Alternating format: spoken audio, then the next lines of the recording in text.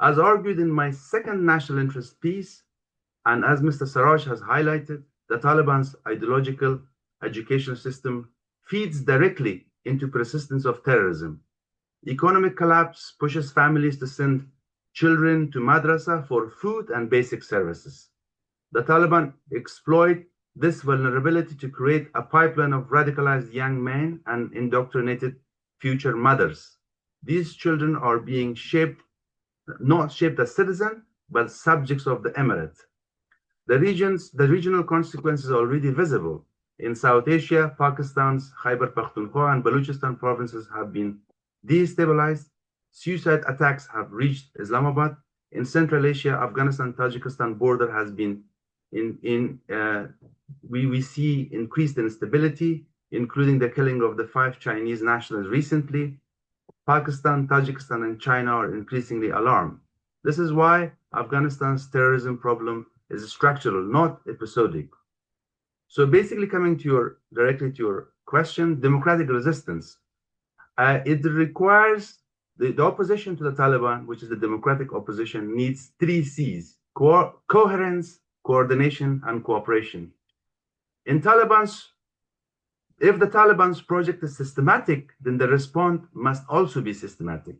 The armed resistance, civil resistance, and political group must build coherence, coordination, and cooperation in order to agree on a unified strategy for change, develop a shared vision for Afghanistan's future, establish a fair mechanism for historic political settlement in a post-Taliban situation, to start a regional dialogue for peace, to change, basically to agree on a change in Afghanistan, and hopefully the changes that we see, in Pakistan will help this to happen. Encouragingly, the democratic opposition has made significant progress. The Vienna process for democratic Afghanistan has brought together over 50 military, civil, and political groups under one umbrella. The comprehensive composite roadmap launched by Mosaic Global Foundation represents a shared vision for Afghanistan's future. The CCR is the product of 2 years of deliberation within the Cambridge Afghanistan series, an annual conference held at the University of Cambridge by Mosaic Foundation, combining 20 roadmaps into one unified document. To support meaningful change, the following must be considered by the democratic opposition, obviously. Support the democratic opposition, including the CCR and the Vienna process.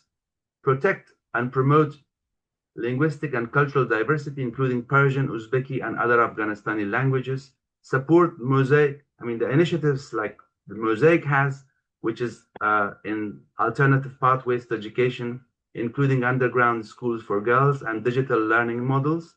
Strengthen regional cooperation to counter extremist narrative.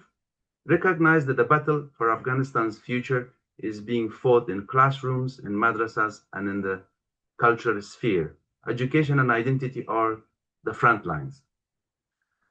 My concluding remarks is that the Taliban project is a coherent system of control built on indoctrination, gender apartheid, civilizational and cultural erasure, and cultivation of extremism.